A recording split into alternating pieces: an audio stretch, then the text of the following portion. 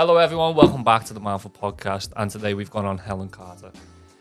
Helen works at Shredfast, and as everyone would know in Liverpool, Shredfast is blowing up. So to get on Helen today is absolutely brilliant. But we cover Helen and her actual job at Shredfast, the benefits that Shredfast actually gives, her life from early years, how it's impacted her life, the family community around her, perimenopause, and we actually have a deep dive into that now. That's a lot of stuff I didn't know about, but it's really interesting. But how it actually did affect her mentally, so that's a really good part, I'm not going to lie. And also just being a parent and how it can be challenging, but also how rewarding that it can be. It's a really good episode, and Helen's just an absolutely phenomenal woman, and the way that she is, her drive, her mindset, and not to mention that she's also 50 years old and she's just absolutely smashing it. Like, you won't even think that she's 50 unless I tell you right now. So please make sure that you enjoy this podcast, and we will see you at the end. Bye for now. Helen, Hi. how are you? I'm good, thank you. Very nervous, but good. Yeah, well, it's your first podcast, isn't it? Mm-hmm. But from like we've said before, you've done a lot of recordings of yourself on your Instagram, so these camera things and this microphone is absolutely nothing to you. Okay. So, who is Helen Carter? I am Helen Carter. I am a 50-year-old mum of two from Liverpool, and I am also a Shredfast instructor. Okay, so for anyone who doesn't know what Shredfast is, could you elaborate just a little bit on that? Shredfast is an online fitness program, and we also do classes at Heal Wellbeing in Liverpool City Centre. And where could we find this? Heal Wellbeing. It's Liverpool 3, Crosshall Street in Liverpool Town Centre. That's not too far from here, isn't it? Nope. No, because I've seen like a couple of videos of it where I'm like, I'm sure I know that area, but I actually don't know exactly how to get there. Do you know where the old flyover used to be? Yeah. It's literally there as you come down in between the two tunnels. Well, I never knew that. It's literally there. I meant to see you No there. excuses now. I'll see you there one day. You definitely will. As long as you don't shout at me. In my hell class. Yeah, put me hood up and walk out. She's shouting at me again. You definitely will. So, you're a 50-year-old lady. Mm-hmm. You don't look 50, let's just put that out there. Thank You look very fit and much. healthy, and I can tell that you're absolutely loving it. I am. But a lot of people in the world may not work out at the age of 50. Why do you do it still to this day? I do it because I love it, in all honesty. I really, really do. I do it mainly for my mental health. Because I feel if I don't train, I feel really sluggish. I feel just not myself.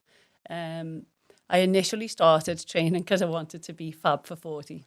So I was like 39 and sort of was like, I need to do something for myself now. I've always been really skinny because I had Crohn's disease when I was younger. So I've always been really skinny. Them girls where people go, are you anorexic, are you this, and things like that. So I was literally like a walking stick. So I train mainly to get a bit of shape to my body more than anything. Okay. So how did it feel being a young girl, like going through Crohn's disease? So what was like a normal day in life? Because I've got no concept of the idea there. Well, I was 13, 14 when I first started being really poorly from it. And at that age, it was so long ago because like I'm 50 now, I'm dead old. It wasn't common in younger children. So first of all, they were seeing what was wrong with me. They thought it was bowel cancer at first. So I was in hospital for about 6 months on and off. Just really terrible pains in my stomach, couldn't put any weight on, couldn't really eat much. Just in a bad way, to be fair. I was literally like a walking skeleton. And just really, really poorly. And then I had an operation when I was 14. And luckily, it was absolutely perfect. After that, I was one of the really, really lucky ones. I've never had to have any treatment or anything after the operation. But before I went down, they did tell me that I might have to have a stoma, which is like a bag, a colostomy bag. Yeah. So they did all the things to, right, when you come up, this is how you fit your bag and everything. And luckily, as I say, I was one of the lucky ones and didn't have to have it. So one operation and I was sorted. But there's lots and lots of people with Crohn's who are nowhere near as lucky as me. So I count my blessings every day, to be fair. Yeah, that's a good way to look at it. How different do you think your life would have been if you did maybe have the bag, or I don't even like to think about it, to be honest. It hasn't happened to me, so I don't want to dwell on it. I like that. If you know what I mean. I really like that way of approach. I like to look at life in that outlook. If I don't like to dwell too much, don't get me wrong, I do. But there is obviously things to think about. Oh, could have done this, could have done that. But it's in the past now, isn't it? I've got to look to the future more than anything. That's the way I like to live my life more. Yeah, because I always remember so Anthony Hammond was his name. It was a famous Welsh actor, but he said, like, do you regret anything? And his reply was no, because I don't have time to regret. It's all in the past. And a lot of people do dwell, don't they? A lot of people do have them regrets and that, and they just focus too much on what's happened to them, what's currently happening, rather than looking forward and looking to the future. I think everyone does have regrets. Yeah. I've got things that I think, oh, I should have done that, or it would have been lovely to do this, but I didn't. And that wasn't my path, so I'm following my path, and I've just got to make each day the best day that I can, and make my life as good as I can for the future. And that's it, isn't it? Because you can't change what's happened, so obviously moving forward is what you can change in the future. Yeah. Still be in the driver's seat, doing that steering wheel. So what does it feel like for someone yourself, having the mindset and drive that you've got, especially with someone that's so focused and so determined and so outgoing, so happy, and just wanting to still learn, still be fit, still be healthy? How much does that benefit your life and even the people around you? Do you know what? I honestly don't consider myself any different to anyone else. This is why when I'm doing things like this and they say, can you come and talk? And I'm like, oh my, what am I going to talk about? I'm just normal. I'm just a normal woman who's trying to better myself every day. I don't think, like, I can't even explain it. I don't even feel like I'm any different to anybody else. I know I've just got this drive to want to make myself better and live my life for as long as I can, healthy. I want to be able to run in the garden with my children and be hopefully in a long, long time to come, you two boys, grandchildren. I like being healthy. I feel if I don't do stuff, then I feel down more than anything. So as I say, that's why I feel like I have got this drive, because I know if I don't do it, it'll make me feel I don't want to go out, I don't want to get off the couch, can't be bothered with this, or so I have to have that, right, I'm going to do this, I'm going to get up, I'm going to train. Like, we've just come back from holiday, we went to Turkey, and this is the first time I've trained every single day on holiday. Every morning I'd get up and I'd train, and then I'd go, and I think with the boys being that bit older as well, I can do that now. It's so much easier. But I either trained on my own, trained with my husband, trained with Luke, and it really does set me up for the day. It makes me feel so much better knowing that I've done this little bit, and then I can just go off and enjoy my day, eat what I want, drink what I want, and not feel guilty about it. That's the way I look at it. Well, basically, you're rewarding yourself later on the day, aren't you, for being so consistent with it? Yeah, I absolutely rate that. You said, though, about, like, in a sense, it's important for you to be able to do all these things by working out and being able to play with children, go in the garden. But what makes it so important, though, for yourself? Because if you say that you're just like everyone else, but you could be a very rare individual that's still pushing them boundaries and still trying to be better, when most people would not be doing that. Do you know what I think it is? I've just found something I really like to do. Yeah. And even in, like, how I'm working my job, I get a buzz from making someone feel better about themselves. They can come in and they can feel down. They can think they don't look good. And my first job in all of this is to give them a bit of that self-love back. Tell them how good they are, how good they're doing, what they've got to look forward to. Do you know what I mean? And that gives me the biggest buzz more than of anything. Like, even when I'm on holiday and everyone's going, oh, you've got to go back to work tomorrow. And I'm like, yeah, I'm looking forward to going back and see. I miss everyone. I really do. When I'm doing the classes and I just take a little step back and look around the room, and everyone in there is there to do my class. Do you know what a privilege that is to someone, to just, like, have 70 odd people in a room all doing what I'm telling them to do? 70 people in one room? Well, that's like, we're more or less averaging between 60 and 70 odd people. Jesus Christ, that's some going, man. It is. with it really hell in is. hell. Yeah. Yeah. To hell with hell. That's it. That's it. But it's a massive privilege. And as I say, I'll take a little step back and you can see they're all really going for it. And you start to notice the difference in everyone's form, the technique, how they do, and how much they're pushing each other and working together as a team. And that for me is like bliss. I absolutely love it. That's where I get my little buzz from, and that's what must keep me going. And the most important thing for you in that, isn't it, is it doesn't feel like a job. It's Like, you can't definitely even not, call it a honestly. job. It's just, that's your life. Yeah, it is.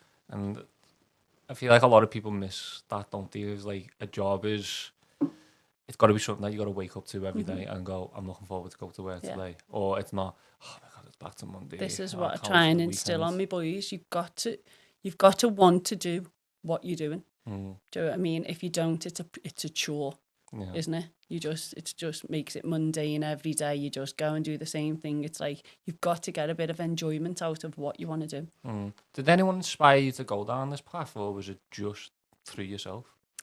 As I say, it was my husband really who said to me, just go for it and do it. And then obviously Luke, he's a massive drive, isn't he? Yeah. He really is. He's so inspirational. He's like, you just hang off every word he says. You're like, oh, and he just gives you that little bit of an inspiration. You really do. But yeah, I would say my husband and Luke were my two main people who pushed me to go. You can do it. I remember when I very first did my first Shredfast class in Heel, and I was absolutely petrified, and I'd never even done more than a 1-to-1 PT. And I was going in to do a class of like, I think back then there was about 60 odd people or something like that in the class. And Luke had said to me, Helen, need you to cover it. I've got to go on holiday and need you to cover these classes. And I was going, I can't. And he was like, well, I'm going on holiday tomorrow and it's the next day. So you've got no choice. And I was like so nervous, like really wanted to be sick and everything. And then you just walk in the room and you're thinking, oh, what if I can't do it? What if everyone thinks it's rubbish? And after that first one, it was just unbelievable. I absolutely loved it. No turning back at all. I absolutely loved it. It was the best thing I've ever done. But for him to give me that push to just say, you've got to do it. You've got no choice. That's what I need. Otherwise, I'm like, one of them. Should I? Shouldn't I? Do you feel like we need more of that in the world of, no, you've got to do it. Yeah. There's no way out. There's no ifs. There's no buts. Go and do it. And that's it. That's final. Yeah. Yeah. Definitely. Do you try and put that out there onto people? Yeah, 1,000,000%. So if I came to one of your classes? Yeah, 1,000,000%. You're doing it. There's no getting out. It's like everyone comes to the classes and then I'll have like 2 minutes rest or 3 minutes rest in between complexes, and everyone walks out the room, out the heat, they're outside in the street and everything, like, and I'm like, get back in, and they're all like hiding around the corners, and I'm like, get back in. You can't hide from me, get in. So take me through one of your classes, because I'm actually really intrigued, because we've mentioned it a few times. So I've walked into the room, it's 40 degrees, got my mats, got my towel. Yep. Looking water. Looking like an absolute beginner. Yep. Get myself at the back in the corner so she can't see me. That's the worst place that you can go, is the hottest part of the room. Just a little heads up there. Anywhere around the perimeters is where the fans blow out. Okay. So you want to be in the middle of the room, preferably right in front of me. So I can keep an eye on you. No, honestly, the first time you come into a class, it is quite intimidating. It is. I'm not going to lie. It is. But as I say, everyone in there is lovely. You come in, they make you feel welcome. We do. And then I try not to sort of single out the beginners or anything. And I'm just like, if you need me to come over and give you a hand, like put your hand up and I'll come and do a little demo in front of you and everything. But they mainly work off everybody else in the room too. Yeah. And as I say, I am keeping an eye out. Most of the people in the classes now have been coming for a while, so they do have a good understanding of what I expect from them and what they're doing. Yeah, do most like workouts consist of like the same type of exercises that you do? Because I see like a lot of people like do getting the kettlebell, doing the squats, and then you like we have 5 main kettlebell movements in Shredfast, which is swing, clean, press, squat, and row. Once you've mastered all of them, you can do any other movement at all. Mastered them. Once you've mastered all of them. Yeah, but what makes them so difficult then?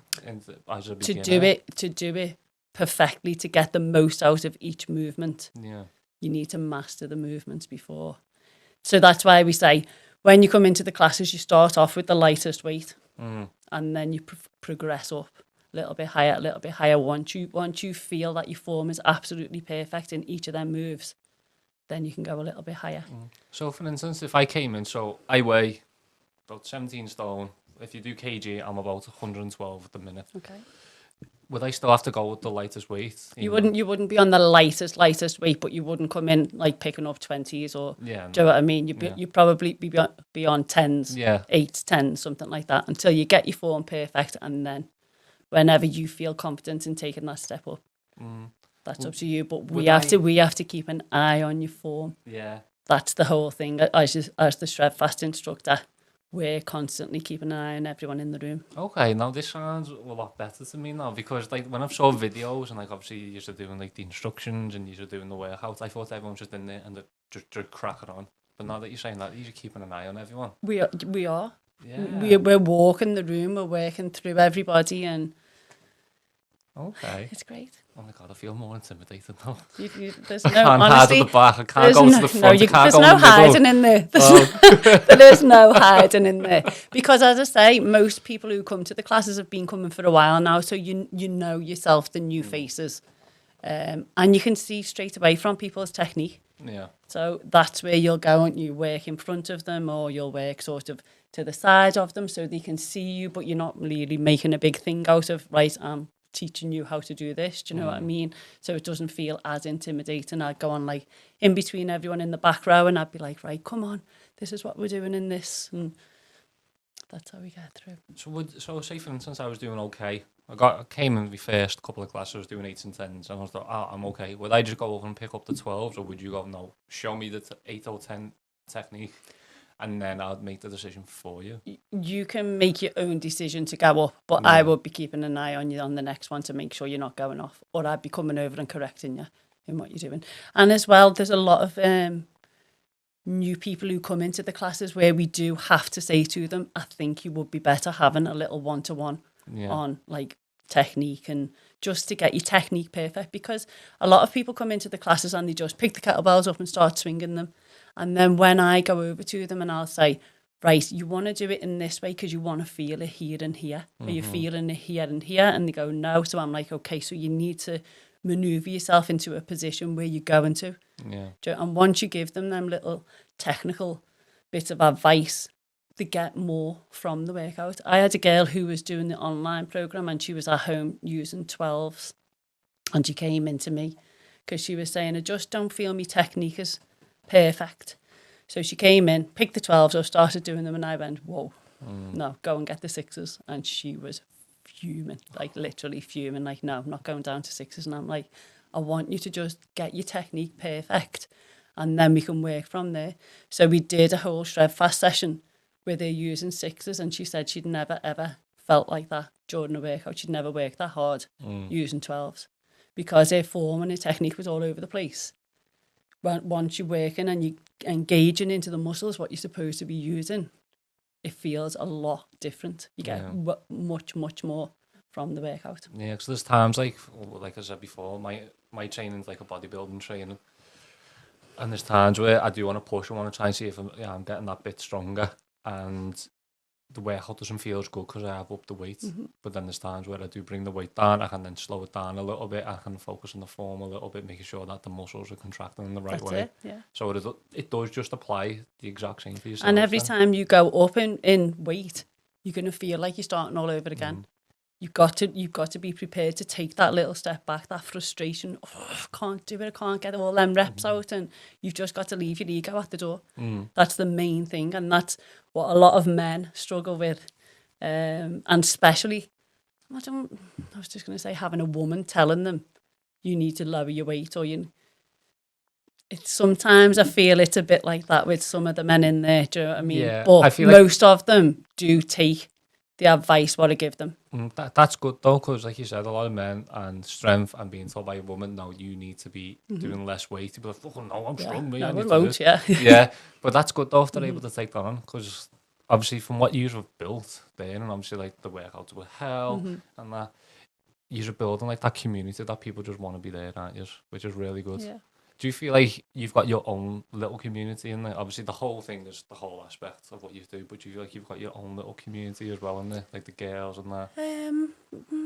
Or is everyone just under the one umbrella? Yeah, I think they are. You know, I don't Yeah. think there's no sort of separation between everyone. I think everyone's got their own little something, and that's what makes us, who we are. Everyone's got a little bit of something different to give. So, like, I'm a 50-year-old mum of two going through perimenopause. Harrison's a 21-year-old young lad building himself up to be this athlete he wants to be. Luke's a 30-year-old man who's got a successful business, and there's people of different. There's so many different types of people as Shredfast instructors who someone can relate to. Yeah. And I think that's nice. Yeah, it is. And from what you're just speaking about, it is just a community. Like I train in JD gyms and I go to the one in Hunts Cross, and you walk on it and it's just you. You might speak to a couple of people in there, but you just go in, do what you need to do and get off. Yeah. But like going in there, it seems like you could spend like the whole day. Yeah.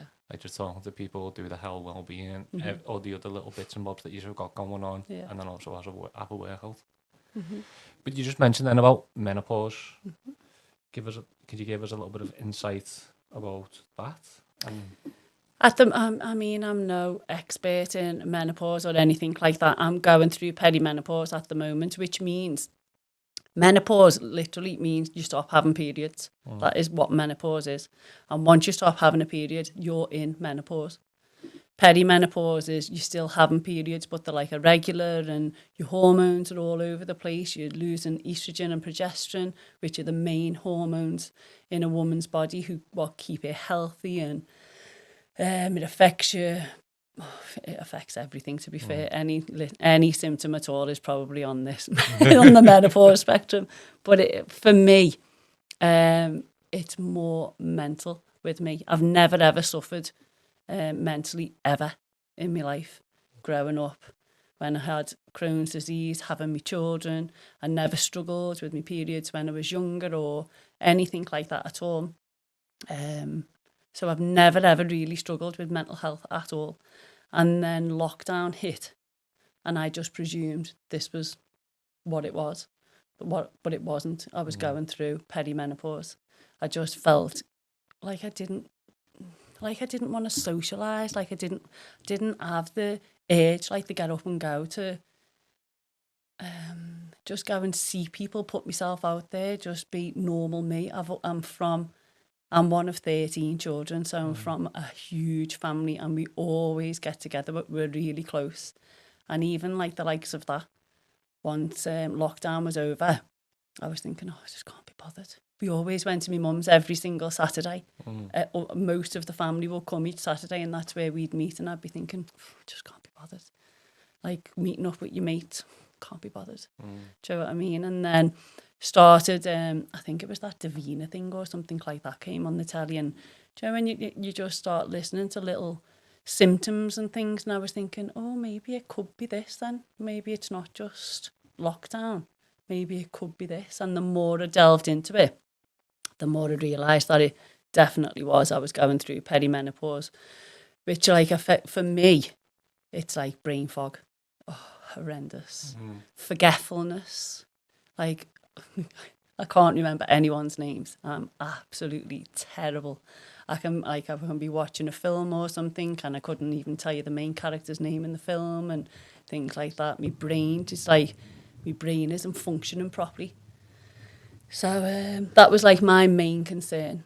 And then it was like felt weak, bones aching, used to get like tingles in my arms, pins and needles and all things like that. So then when I went to the doctors, they put me on HRT, and they started me off on the lowest dose, and then was all right with that for a little bit, and then they upped it because I started getting symptoms and that again, and then they just kept upping it, and in the end I was like, this just isn't making any difference to me.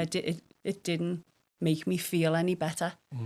The only thing that was making me feel better was getting up, going in, doing Shredfast, going to work, meeting, speaking to people. That's where I've learned more than anything about menopause and perimenopause. I've started doing a couple of little get-togethers as well in Heal. We had one a couple of months ago, and we're having another one at the end of this month, actually. Just for people to come together and not only just talk about menopause, but anything women-related. I think women hold a lot of things close to the chest because they feel like inferior if you talk about it. I feel this way. Oh, well, I shouldn't really feel that way because everybody else is all happy in that. And half the time that's a front with a lot of people. I can wake up in the mornings and feel, and then go into work and I'm this, hi everyone, and everyone. But half the time it is a front, and I need to put that front on to make me feel better about me. Because if I don't and I just go, I'll be like that for the rest of the day. Yeah. I need to tell myself I'm okay. This is fine. I feel like this, and this is just a part of me getting older. It is. Yeah. It happens to everyone. Well, every woman anyway. And it's just the way we deal with it.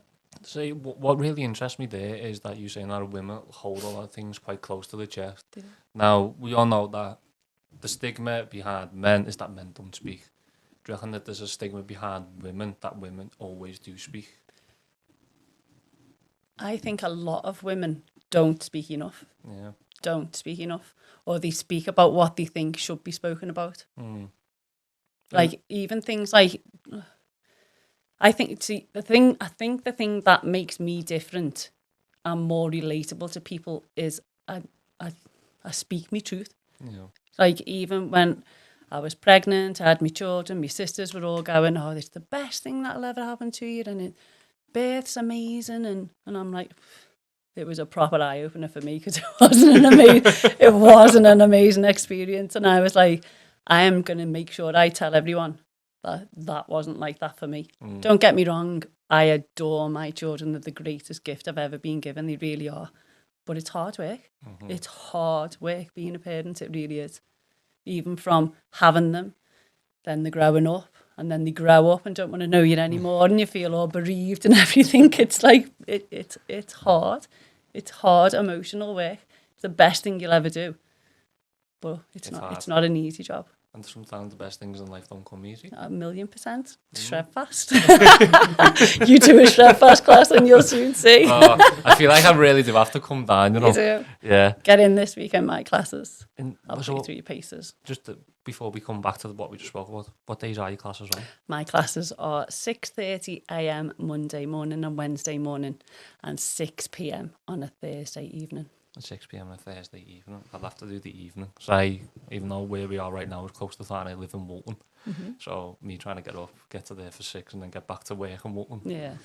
Might have to speed and get caught every time. Don't do that. No, exactly. I'll see you on a Thursday. Good. I'll see you this Thursday then. This Thursday? Yeah. Oh, look, you already me. I could see that expression on your face then. This Thursday. Just do it. I'm so bad Bite for the bullet. plans. Dad hates me for it, but it is what it is. But you spoke about like parenthood, and one thing I'm struggling at the minute. We're trying to balance everything, trying to make sure I've taken all the boxes every day, and I know that's impossible to do because you can't do everything all the time. But as a parent, I'm trying to be active, trying to be fit, or trying to just be a parent, trying to be yourself. What's it like? Because I don't think we've actually asked anyone this question before of what's it like just being a parent? Trying to just spend time with your husband or your wife, trying to just have time with the kids, trying to have time to yourself, build a life you want to build. What's it like? How is it? How do you deal with it? Do you know, I think sometimes, as I say again, you don't give yourself enough credit for the things that you are doing as a parent. Yeah. It's just like Groundhog Day every day. This is what you get up, you get the kids ready for school, you get the dinners ready, you do this, you do the hang the uniforms, you take them to school, you pick them up from school, you come home, you do the teas. It's just like you're just on a, what's it called? A constant cycle? Yeah, basically. Yeah. That wasn't what I was thinking of, but yeah, that's a good I was thinking the hamster in the thing, the hamster wheel, just constantly, all the time. But being a parent is honestly unbelievable. I adore my boys. I really do. I really do. How old are your boys? Archie's 14 and Jude is 18. Yeah. Jude's just doing an apprenticeship now and Archie's still in school. But yeah, they're amazing. They are the best gift I've ever been given, to be fair. But there's times when you absolutely adore them and times when you literally can't bear them. Literally, you want to just... when they talk to you like you just... something on the shoe. And then they're like... And obviously... the same with them. They probably feel exactly the same. I'm the embarrassing mum half the time. But no, they're absolutely brilliant. But it is hard work being a parent because they're solely reliable on you for so long. And then when they're not, like coming into lockdown again, like they were growing up, they were at that age where they were coming into senior school and they didn't want to know me. Like boys when they're little are so loving and kind of sleep in your bed. John used to work nights of a weekend and we'd have like movie nights in our bed and things like that when John was in work. And it was great. Loved it. And then they grow up and they're like, behave, mum. I remember one time walking down the road and Jude was with his mates and I walked up close to him and Jude went, oh my God, and ran off.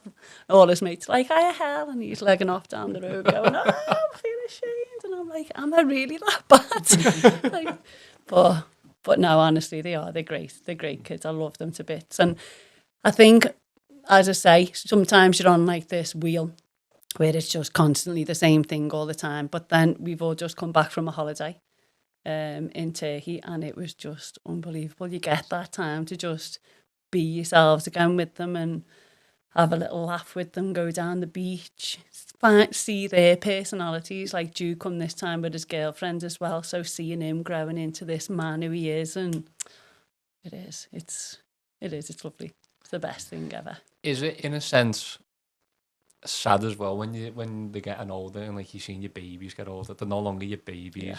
Yeah, it's heartbreaking. It's like a bereavement, honestly. It really is. It really is. I remember my dad saying that a woman that he worked with, she said she was going through like a genuine bereavement when her son went to uni. I think he went to like Southampton, it might have been. But because he wasn't in the house anymore, she couldn't deal with it. Yeah. She didn't know how to let go. No. And like I just found that I'm dreading all that. I really am. I mean, I never moan about them, but I absolutely adore them. And luckily, Jude's girlfriend Daisy, she's gorgeous, and she's in ours most of the time. So I'm all right with that. Everyone's like, "Oh, she's always in yours," and I'm like, "That's absolutely fine. That's as long as he's not always in his all the time, and I don't get to see him. That's fine. That's fine." Yeah, I'm good with that. Obviously, because we're on the conversation about Jude and about Archie, and Archie followed us earlier on, yesterday. How beneficial is it for Archie, and I don't know if Jude does it, but Archie doing the Shredfast himself? Because you always hear, oh, you shouldn't really be working out until you're 16, like roughly around that age, because your muscles can't take it, you're still developing. And like I've seen Archie, like I said, he could absolutely beat me up. Like, how is it beneficial for a young child and obviously for the rest of the generation as well? Like, what do kids getting involved? Do you know what? There's nothing better for me than training with Arch. He comes and he does my classes and we've done loads of stuff together and everything, and he's a little machine.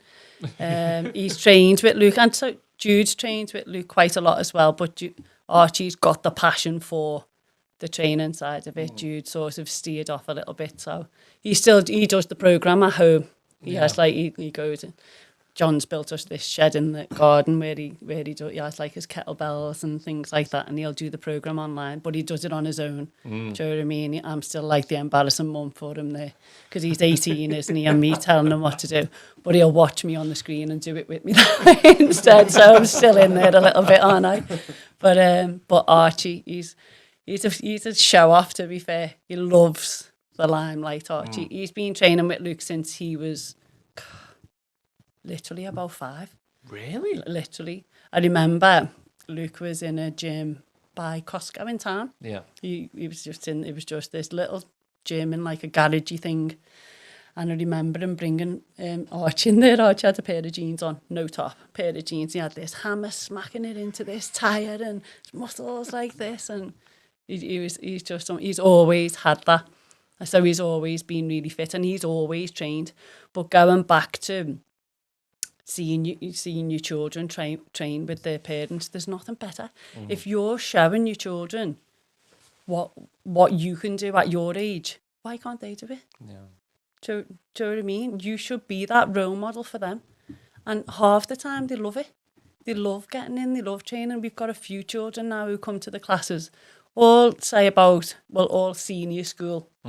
But they're properly getting into it. They really are. And seeing the difference in them, and they just love it. They love being part of that community as well, and they get a real buzz from it. Do you feel like every child needs to have some type of physical activity in their life? 1,000,000%. Yeah, because there's times I've brought up, I think every child needs a sport or every child needs a type of exercise. Every child needs an interest. Yeah. And now you see a lot of children, especially nowadays, because they're all on the games. Their posture is awful.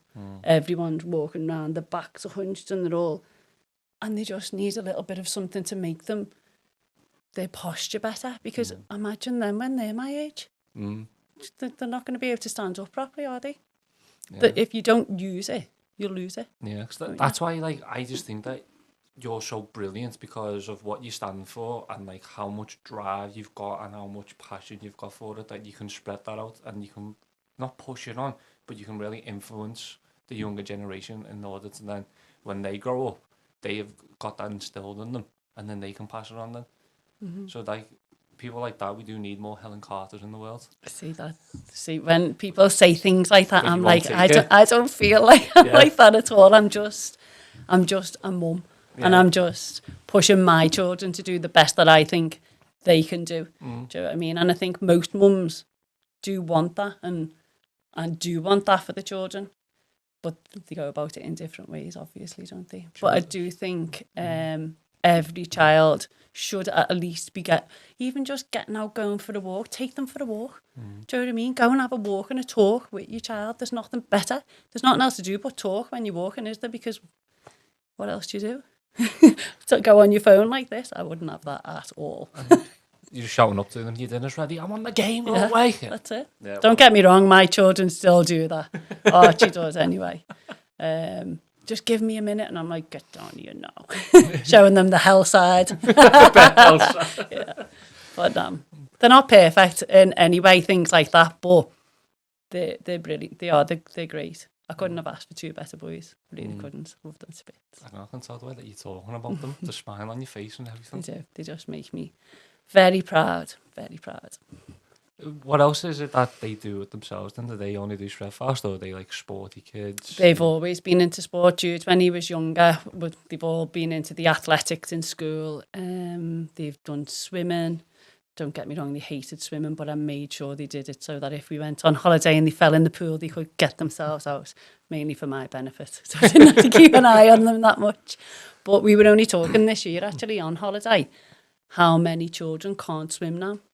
It's not like a thing that children learn from a young age anymore, is it? You know, even in schools and things like that, they just seem to swerve that now, don't they? And just go and have a little play in the bats when they go. And there's so many children who can't swim, and that to me is wow. Why wouldn't you teach your child to, even if my children are really good swimmers, much better than me. I'm like Mrs. Doggy Paddle, but I can swim.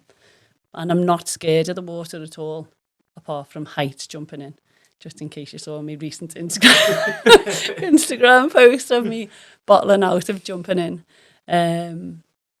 But yeah, even things like that are just mind-blowing to me to think that's something that can save their life in the future. Yeah. It's something, what I was like straight away, they're going to learn to do this. So they've always done swimming, football. They loved football. So I've been a footy mum for years and years and years on the sideline every Saturday and Sunday mornings. Jude used to do taekwondo. Archie used to go there with him and he used to do that. Archie's into the MMA and all things like that now. Archie's only small. So he's got a problem with his height, so he's only little for his height, and he's just decided that this is enough for his football now. He's at that age where he's like, I've had enough of that now, and he's going more into the MMA side of it. So he trains with one of the lads who comes into the gym, actually. He trains with him, Jab, and he absolutely loves it, but I'm dreading that. Because there's no way I can go and watch him in the ring. I'd end up like, get off him! So I'm going to have to be that. That can be his dad's thing with him. That I'll take him and drop him off and that, but I can't watch him. No, it's not for me. I'll wait till Trad in the car. I'll have to, but I couldn't watch it. Is the rest of the family, because this is what I'm thinking, is the rest of your family, like when you grown up, have always kind of been fit and active? Because from what you say about yourself and the way that you are towards the kids, and then obviously you've got Luke, you're all fit, you're all athletic, you've all got a type of background. Has it always just been like that? No, not really. We all did athletics at school. My sisters did netball, my brothers did football, things like that. But it wasn't all. No, not really. Everyone's all, like my mum now. She's 90, and it was only just before lockdown. She stopped like running up and down to church every day, and she was always active. She always looked after all the grandchildren as well. There's about 40 odd grandchildren or something like that now, and she used to run them all up and down to school and look after them till she was well in her 80s. She was unbelievable. My mum, she really is. So she's always been active. So maybe we get it from that, but no, I don't. Not everyone's like super fit and into the gym and everything like that. So everyone just needs to be 39, 10 or 40 to become glam. Go into that panic. Yeah. I've got to be fab for 40. That's it. But what was it that actually made you so passionate then about fitness? I honestly don't know because I always remember sitting outside that gym. I went to Bendon on Edge Lane when it used to be Bendon and not JD. Yeah, we've been there as well. And I remember sitting outside the gym, honestly, for about half an hour, getting in the car, getting out and getting in, and I can do it. I can do it. I think because I'm from such a big family, I hate being on my own. Yeah. Hate doing things on my own. Anything like that, I'm like really, it's just not. And I'm really pushing myself out my comfort zone doing anything like this, even like this today, coming on my own here and doing the class. Things like that are really uncomfortable for me to do, but I'm working on that a lot more as I get older as well. But yeah, I remember sitting outside that gym thinking I can't do it, and then went in and did it. And I was one of them where they show you on the machines, and I was like having a clue what I'm doing on all these machines, and then I started getting into the classes. Yeah, they did like a strength and conditioning class and spinning class, and I really, really did enjoy them. So that's when I started getting like a little bit passionate for it, and that's when John was saying to me, "You'd be great at, and why don't you go and be a PT and go and train people?" Because I was coming home and I was like, I did this today and I lifted this, and he was like, "That's great, do something about it." And I'm like, "Okay, I will." And then, as I say, Luke said, "I'll start training you. Come in the gym with me and I'll train you." And he put me, I remember the first session with him as well. He put me with this girl who was literally, Zoe, her name was, she was unbelievable. She was a PT. She was about 17, 18 at the time, I think, something like that. And she was unbelievably fit. And I went in and was partnered with her. Oh my God, they nearly killed me. They really did. But I had this determination to be like, I am going to keep up, or I'm going to try my best to. And I've still got that today, even with like the likes of Harrison or Luke or anyone that are a lot younger than me. They can smash out burpees a lot quicker than me. I'll still give it me all and try, and I'm literally like, can't even move after like a 10-minute burpee AMRAP or something like that. They've got like 200 and something, and I've got 100 and something. Did you say burpees for 10 minutes AMRAP? I've just got out of breath thinking about that. Welcome to Shredfast. Oh, wow. I came back off my holidays, and that was me on Thursday. That was my first thing. That was the first complex, 10-minute burpee AMRAP. That was what you started off with. So then after that, you'd have like 3 minutes rest, and then you'll come into your second complex, which will be kettlebells. Then you'd have another 3 minutes rest after that. Then you come into your next complex.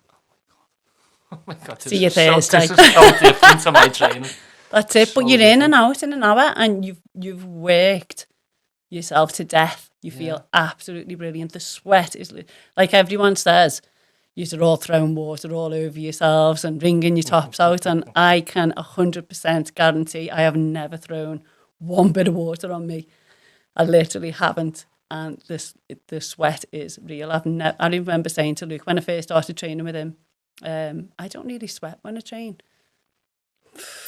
That didn't last for very long. Yeah, it's just sort of picture. There's a picture of you in your Instagram. It's a little bit further down, but you're in a red top and like, oh my God, you're just covered. But you stood there like that, just like ready to go again. And I'm just like, oh my God, she'd absolutely kill me. That's the drive that you've got to have, though. It's like we say to everyone, you're your only competition. Literally. You don't have to compete with anybody else. It's good for them to be able to push you, but once you get that into your head that you're the only one that can drive you to do more, then that's when you'll start going far.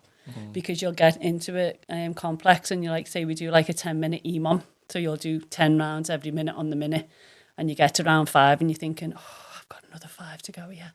I don't think I can do this. And then I'm thinking, but I've only got another 5 and then I'm done. And then I've only got another 4 now. That's the way you've got to switch it to think, this is how I can do it. Do you get a lot of that motivation from being in them surroundings, or do you get it from reading books, or is it just speaking to people? I'm not a great book reader, to be honest. I like listening to podcasts and things like that. And I like a book where it's like a story. Yeah. Do you know what I mean? Rather than preaching to me. Luke's tried to get me to read Think and Grow Rich about 1 million times, and I think I've read it. I feel like I'm reading the same thing over and over and over and over and over again. I just can't get into it. My favourite book is The Monk Who Sold His Ferrari. What's that about? By Is it Robin about Sharma. the monk that sold his Ferrari? It's about someone who's, I think he was a lawyer to begin with, and then something happens in his life and he sells everything and goes and lives as a monk. And it's about his story and his transition, and it's unbelievable. That I read that when we were in Turkey, when Luke founded Shredfast, and that book completely changed my outlook on life. There's loads. I like a book where you're reading it and then you go, oh, put it down and think, oh, I've done that, or I can relate to that in some way, and it makes you think rather than just preaching to me. Yeah. What was it about the book though that changed how you thought? There was loads. It's like your path in life. It's like I've gone through them steps in my life, and I'm getting to this. And I was thinking, oh yeah, I'm on my way. I'm getting there. You pass to enlightenment at the end of it. Yeah. So is it definitely a book that you would recommend? 1,000,000%. And where can I get it? Amazon? Yeah. The Monk Who Sold His Ferrari. See, all I've got in my head is a monk and a Ferrari now. There you go. Yeah. That's all you need. What advice then would you give to people? Because you're saying about like reading these, like you read that book, obviously you do what you do, and then you're on your path journey, and of course it's never too late to start anything, but people that do want to start stuff, people that want to get into fitness, people that want to change themselves. Do you know the hardest thing that you can do is actually make the decision to do it. Step up to it. Walk into that gym. As I say, I sat outside that gym for a good 30 minutes and literally turned the car on, turned the car off. Was literally going to go. If I hadn't gone in there, my life wouldn't be where I am now. That was the choice, and that was the hardest thing I've ever had to do. Like walking into my first class to take the class, making that step. If I hadn't done that, I wouldn't be where I am now. Yeah, it's always taking the leap of faith. It is. Isn't it? And it's always the things that scare us the most that are going to give us the most growth. And they're never as bad as you make them out to be. Your mind, and even in yourself, no one talks to you the way you talk to yourself. You're your biggest critic. Yeah. Half the time. Yeah, you are, because you always try to downplay yourself. Yeah. Like, for instance, you... Am I going to be good enough? Downplay yourself. Yeah. Yeah, even though before I was like, I thought you... No one has ever said to me, you're not good enough to go and do that class. Yeah. Or any of the thoughts I was thinking in my head, no one would have ever said that to me apart from me. Why do you think we're like that then? I don't think anyone ever does or will have the answer, but Why are we like that? We're just so judgmental of ourselves, aren't we? And that's something that I'm really trying to change about myself. I am very conscious. I don't think I'm good enough at things. I don't think I look perfect. I don't think I'm... And the more I see that with especially younger girls who are trained are so judgmental of themselves. And I think this has got a lot to do with Instagram, everything like that. All the filters. There's filters. I don't ever filter what I put. Yeah. As you can see, half the time I look like I've just been dragged through a hedge, but I would Thrown never water on put like this just before I come on the screen. But I don't ever filter because I think it's not me. Yeah. And I look at it and it's not me. I've had clients come in and they've messaged me on Instagram and I'm like, oh yeah, okay, chatting to them, and then they come in and I'm like, oh, you don't look anything like you've like I thought you'd look, because they're so filtered on Instagram. Yeah. Do you know what I mean? And that's it's not realistic. It's no way to live like that. No one can be that perfect, can they? So how do we change that then? I think you've just got to start loving yourself for who you are a little bit more. Be a little bit selfish as well, you know. Do you reckon there's too many people pleasers in the world? Yeah. And with that? Yeah. Yeah. 1,000,000%. They try and fit into like this image of what they need to be. Because I don't know if you'd agree. If you don't want to answer it, that's fine. Liverpool seems to be like this place, doesn't it, where I feel like, not going into complete politics, but because we were so outcasted in the world, I mean, not in the world, in the country, obviously, like back in the day, and everyone's like, oh no, Liverpool's going to be this own independent city, that we now have to stay as this independent city, and we all kind of have to be together, we all have to stay strong together, but then we also need to fit the image as well. So if I don't wear 110s, for instance, and then I go to a party or go to a gathering and everyone's got 110s on, I feel like the odd one out. See, I feel that a lot more with having, especially boys. Yeah. Girls I can get away with it a lot more because you can dress things up, but lads, they can't have a pair of shoes what on a name or a brand or a pair of jeans or t-shirt. Wouldn't just walk around. Sometimes Nike's just not good enough, is it? It's got to be a branded name, hasn't it? Or I think boys are very into that too. They've got to, especially Liverpool boys, have got to look the part. Yeah. Haven't they? Yeah, so are we insecure about ourselves and we try and impress others, or are we just trying to like fit the image and just be accepted? I think that's it. I think it's acceptance. Yeah. I think that's what it is. More than anything. I think with me now, I'm at the age where I don't care. Yeah. I really don't. I have this little thing with me and Lee, and he goes, hell, what are you? And I'm like, I'm not arsed. That's like he'll go to me, you're just not arsed, are you? Like, no, I don't. I literally don't care what people think. If you like me, you like me. If you don't, you don't. I'm not into trying to please everyone anymore. Do you know what I mean? I've gone through that in my younger age of trying to be this person, not this person who I wasn't, because I don't think I've ever tried to do that, but to be like everybody else, dress like everybody else, and now I'm just happy being me. I think that might be an age thing, I think, as well. I think you just grow into yourself, don't you? Yeah, I would say that. But also as well to then counter it, I feel like personally, just from my own experience, I've always tried to be like a real individual. I've always said to people, I always remember this one story. Me and my mate, and we must have been year 10, something like that. So we were about 15. And we ended up going to Botanic Park with and we were with these two girls, and we were just out, and I was acting like an absolute, not even a dick, I was just wild, probably me ADHD, which I'm not being diagnosed with yet. But I was just wild, I was loud, and he's like, lad, shut up, otherwise she's going to get annoyed. And I always remember just saying, well, if she doesn't like me for me, then I'm not going to change who I am. See, and I feel that. And there's not many people who would do that. I think you're in the minority there. Yeah. Because I think everyone tries to put this front on to be like, oh, well, I need them to like me, so I'm going to act this way. Whereas that's where I've got to the point now where I'm just like, well, this is who I am. And I don't need everyone to like me. I really don't. Hopefully they do. Hopefully I'm not a bad person. I know myself I'm not a bad person, and I'm trying to do good for people and help people.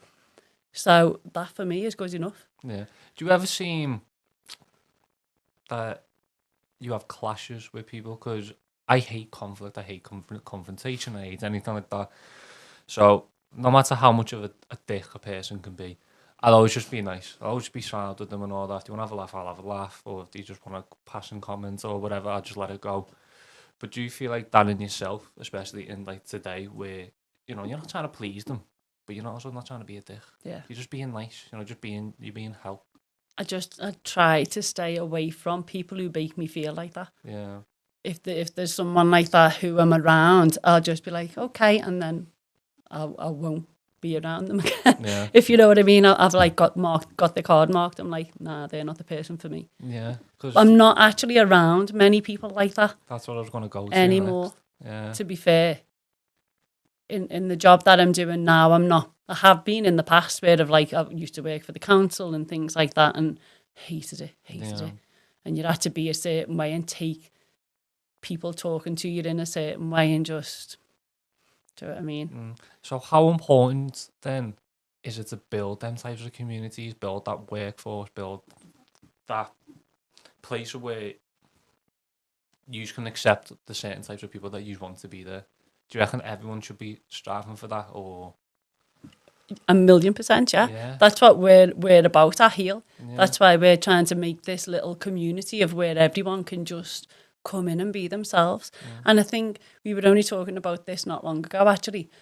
Anyone who comes in to the class and they're all a certain type of person who wants the same thing from life.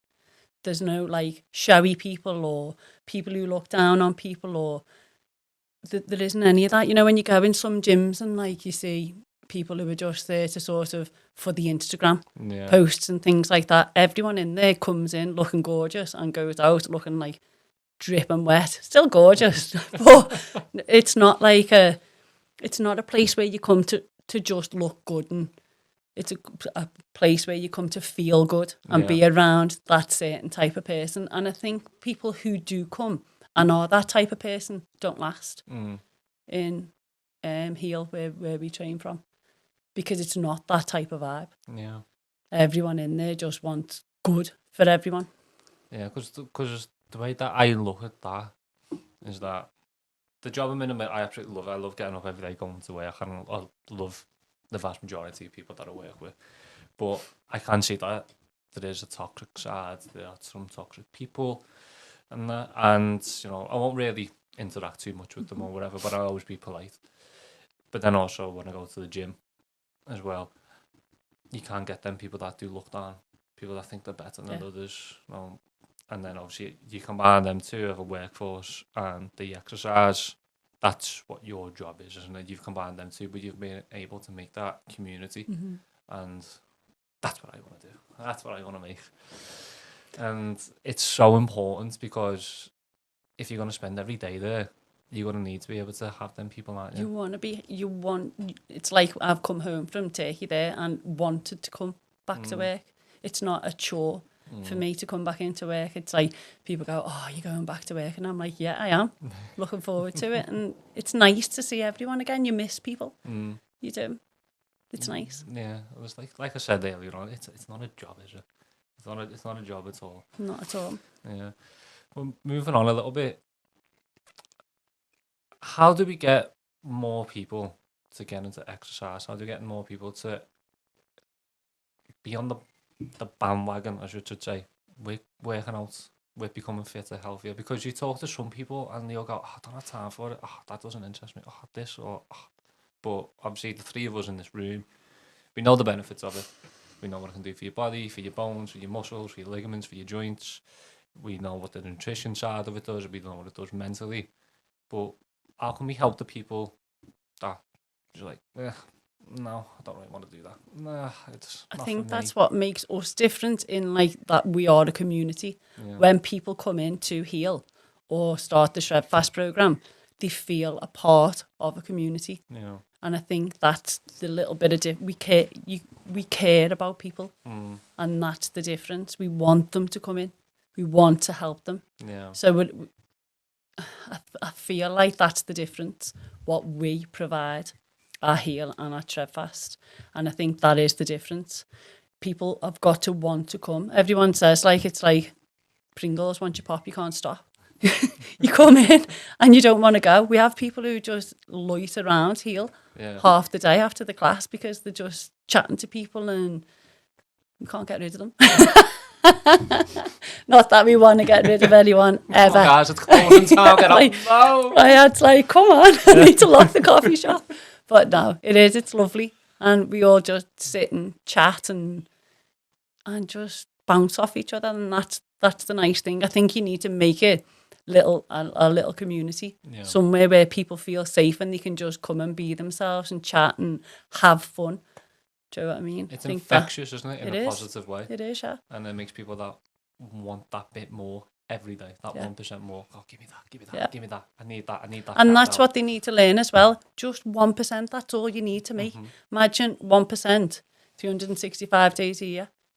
You're 365% better than you were on your first day. Yeah. Aren't you? And that is it. Like, my metaphor I always go to, I could say this on every single episode that I do. Have you ever heard Will Smith's metaphor about building the perfect wall? No. How you do it? You get one brick and you lay that brick perfectly and you keep doing that until you've got a perfect wall. And that just resonates so much. It's like, as long as I'm doing everything as best as I can day by day, everything will then just add up to the end instead of trying to just swarm it all in together. One little win every day is all you need, isn't it? Yeah. If someone didn't get that win that one day and they got really down about it, like, that might be a bit extreme, but they got really down about it, they thought, I failed or whatever. If that was someone in your circle, in your group, in your class, how would you be able to motivate them? No, come on, let's get going. Let's keep going. You just don't need, it's like I said before, it's in the past. Yeah. You don't need to dwell on it. Make sure you do better the next day. Yeah. Do you know what I mean? It's gone. There's nothing you can do about it. Don't dwell on it. Pick yourself back up and get back in and start again. Don't you? Yeah, that is true, actually, because like we said earlier on, we do dwell too much in the past. I think that's where people go wrong, because they think, oh, I've ate that packet of crisps, I may as well have another one. I'll have a chocolate bar now because I've ate that. And now I'm not going to do that tomorrow because I've just ruined my diet today, so I may as well carry on for the rest of the week and start on Monday. And if you keep doing that, you're never going to get back on it, because you can keep making them excuses. If you have that packet of crisps and just go, oh, okay, I enjoyed them. They were nice, actually. Okay, tomorrow I won't have them. And enjoy it if you want to. Do you know what I mean? Have that little bit of a blip, but then just get back on it again the next day. And doesn't mean that because you've had a glass of wine or something like that, or a bottle of wine, or you've gone out and enjoyed yourself. Okay, you've enjoyed yourself. Hopefully it was worth it. Get back on it the next day. Stop making more and more and more excuses.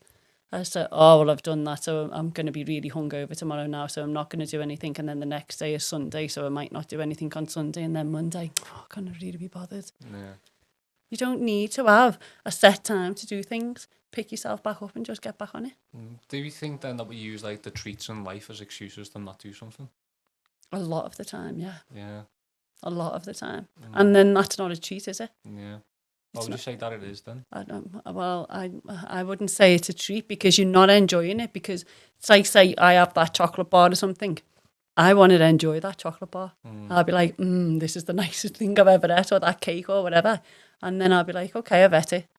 I'll go and do a workout tomorrow. I'm not going to go, oh, that's ruined my whole thing. It's like going on holiday, isn't it? Train in the morning and then live the rest of the day as you want to. Yeah, it's like this morning. Go on, I'll let you both have a guess what I had for my breakfast this morning. Mackies? No, it was in-house. Oh. It was in a pan. In a pan. Full English? No. Go on. Come on. Pancakes? Yes. Yes. What was on my pancakes? Nutella. That was on one of them, yeah. Well, I had 3 pancakes and all of them had different stuff in. I like to be like that. I like to mix it up a bit. Go on. Pancake. Lemon on the other one. No. Lemon and sugar. No. Bacon. Bacon, yes. Ice cream. Ice cream and pancakes?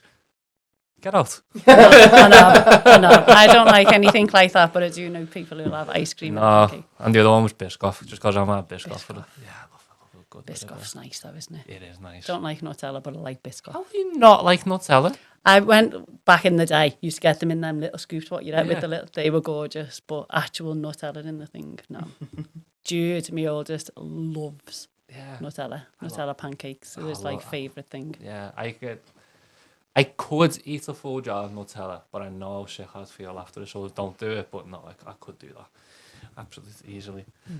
So, what's your diet like then? Actually, I'm actually intrigued. Don't give me chicken, rice, broccoli, please. No, don't. I'm not. No, I really, really like my food, to be fair, and I'm a terrible, terrible cook. So John is the cook in our house, and he's amazing at cooking. He's like self-taught. He's brilliant.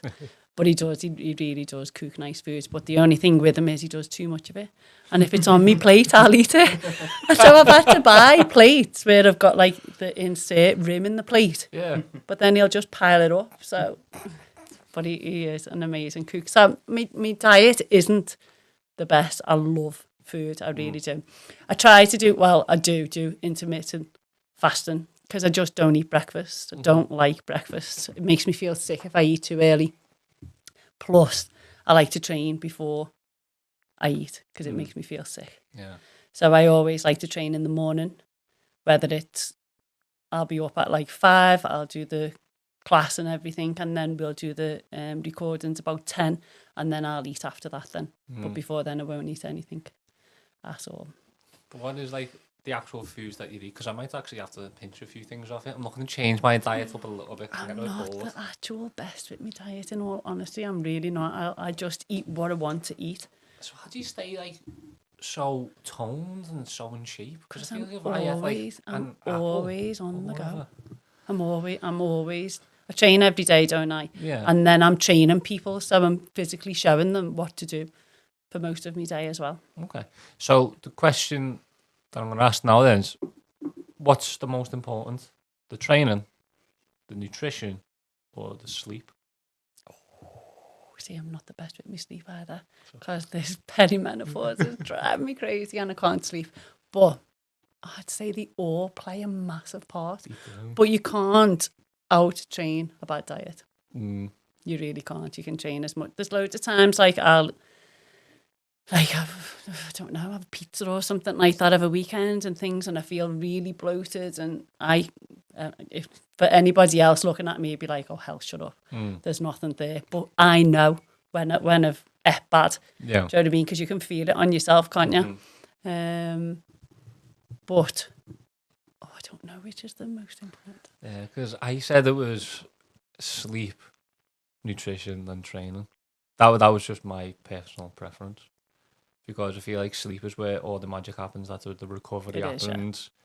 But then obviously you've got to have the nutrition to then feed. But then I think by saying sleep, it puts a lot of pressure for everyone to get this sleep, and a lot of people can't. Yeah, and it's even worse then, because then you're lying in bed going, "Oh, I need to sleep for 8 hours, and I'm just not getting it," and it makes you worse. Then you literally can't sleep. Yeah, there are times because like my girlfriend, like she could go to bed at 10:30, 11, and we're up for like 6:30. But in my head, I was like, I'm gonna go to bed. I'm gonna do a bit of reading. I do a bit of brain work or whatever. But then I've got to be asleep. Got to go sleep. And I find as time goes on, it's not as healthy as like what I thought it was. So now I'm not more lenient. I'm probably a lot more happier now. But there are times though I'm like, no, I need 8 hours sleep because I feel like I've kind of drilled that into my brain. I think I'd kill for 8 hours sleep. I don't know what that's like anymore. I'm one of them, whereas when I stop, like sometimes I'll come home from work like 8 o'clock at night. I'll have my tea then, and then I'm going to bed at 10. So it's not ideal for me and like eating patterns there. But then I won't eat again then until 12 o'clock the next day. So I've had that rest for my body there. But I'll be going to bed at 10 o'clock and I'm literally, as soon as my head's on that pillow, I'm like, straight away. But then I'll wake in the night. Yeah. I can't stay asleep. And then I'm up at 5 every morning. What's a normal day in the life like then for Hel Carter? I'm up at 5. I'm in work for 6. And sometimes I can be in there till Obviously, I've got the Archie still in school, so me and John work the school run between us in the mornings. I pick Archie up every day at 3, and I can be in work till 8 o'clock at night. Really? Then. So normally I'll take him home, potter around, do whatever I need to do, back in work like 4, 5, 6, 7, 8. Yeah. Do you sometimes find that it can be a bit tough, especially if you've done work in the morning, then you pick the Archie up and then you've got to go back late in the evening? Can it be hard for you? It's sometimes trying to fit everything in. Yeah. It's hard. Like, when do you do the shopping? When do you do the tidying? When do you do... You've still got to be a mum at the end of the day as well, haven't you? When do you see your friends? When do you see your family? Things like that are hard. But I don't work weekends. I have Saturday and Sunday off, mainly because the boys play football. So I could never... The times were always different, so I could never sort of work around that. So we always have the weekends off, and I still do now. I love my weekends off. So that's when I get... I was going to come to Shredfast on the weekend as well. Hell. I'll make sure I'm in for one of them classes. I'll come and train next to you. Oh, please. Do you know what? You would probably tell me my form's awful and you'd probably put me down like to 6s. I wouldn't. I'd be very nice. I am lovely, really. I am, honestly. Yeah, but you wear like that when the cameras were. That's what everyone says in the classes too. I turn this switch and turn into hell. I love that Helen turns into hell, you know. I have the red lights on and everything in my class, so it is like proper hell. But no, I do think I will have to start coming down. You Either it's once a week or once every other week, just start slowly getting into it. Like, we've got a mate, Jay. Unfortunately, he's working this weekend and next week couldn't be here. But he lives by Shredfast. He lives by it. Out on a scale of 1 to 10, Derek, how much do you reckon he loves it? 10. 10. It's half made him the person who he is today. Yeah. Genuinely, because with Shredfast, it's not just a workout, is it? Luke's teaching you lessons along the way, and for life and for your fitness and your mental health, it's really good for you, and you can really tell it's rubbed off on him. And I think because Luke's lived it, he hasn't always been this person who he is today. Do you know what I mean? You'll find out Luke's story when he comes in, and that's his story to tell, but he's lived through it all. So he knows exactly what he's doing. He knows how it's affected him. He knows how it'll affect you. And that's what I mean. We care. That's why I think it makes us who we are, because we do genuinely care. It's like even people on the programme, when I'm doing the workouts on the programme and I'm like, anything at all, message me. And the amount of people that just message going, oh, I did this today, but it didn't feel like this. And I'm like, okay, I've even had people where I've said, send me a little video of you doing this, and I'll like correct your form because they couldn't get to Liverpool or whatever. And little things like that, to just let people know that you're there for them, make a massive, massive difference. Yeah. Don't they? And that's what it is. It's just giving that little bit of care. Extra. That little bit of, I give a shit. It's not just like you're just a subscriber. Yeah. It's like, no, you're not. You mean more to us than that, and we want to help you better yourself. Are you just trying to get me to come down? 1,000,000%. But it's working. I'll care for you. So, could I just come down and just pay for one class, or do I have to you pay? can do a drop-in. You can do a £10 drop-in, or you can sign up. I honestly don't know how much it is to sign up. That's absolutely terrible, isn't it? On to the in Heal. It's all on the link in their bio. If you go on to Heal Wellbeing and click on the link, it gives you all the details of the classes that we do. You can do a month pass, a 3-month pass, a 6-month pass, a year pass. There's all different things like that. Again, with the online workouts as well. We do, I think it's a 6-week pass, a 3... Ooh, didn't do me a make on this one, did I? Luke's going to kill me. Well, cut this out. We do all different types. You do a lot of stuff, but there's opportunities for everyone. Yeah. But we do like it, and I definitely do know we do a whole year pass, and that's £150. And that is, you get workout every single day. 365 days a year. We never stop. We pre-record the workouts each week. So say like last week we recorded the workouts for this week coming up. Yeah. And you get intermediate, beginner to intermediate and advanced workouts. You get power up, you get elevate, you get legs and glutes workout. There's yoga, stretching, kids workouts, Yeah.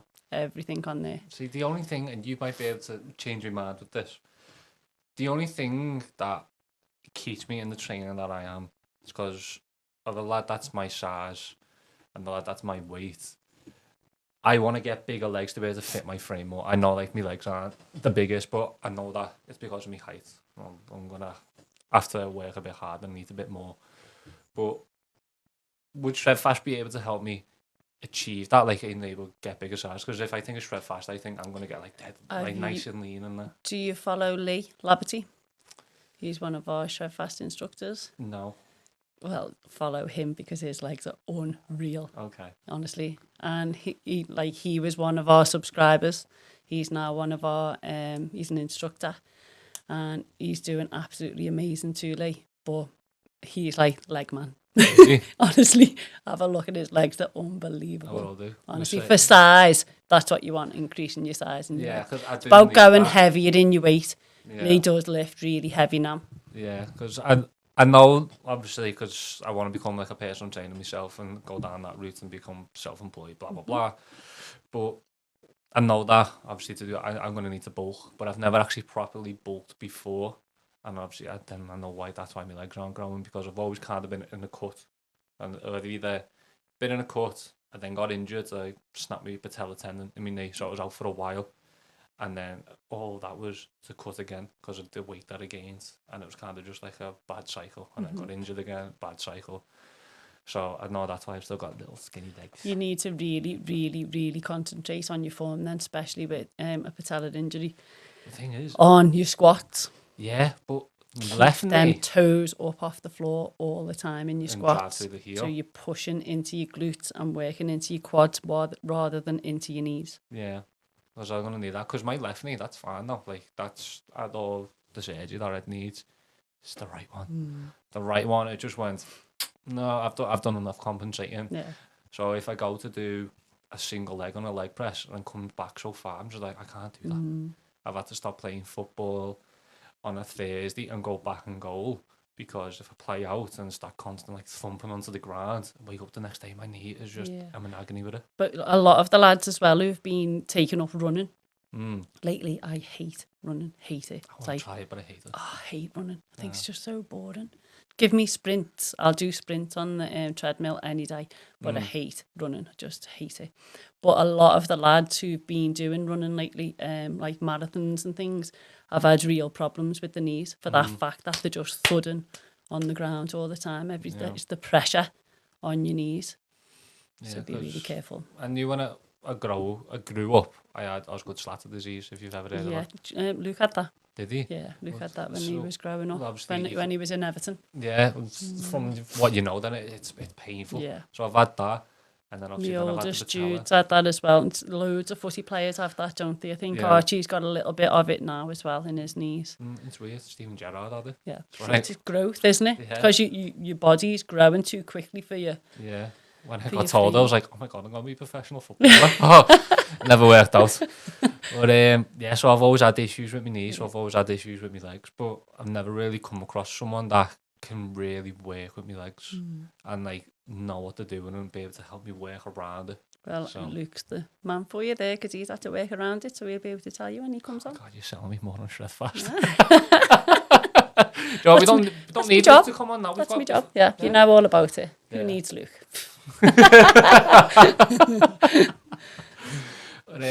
How long have you been recording for now, Dex? Hour and 20. Hour and 20.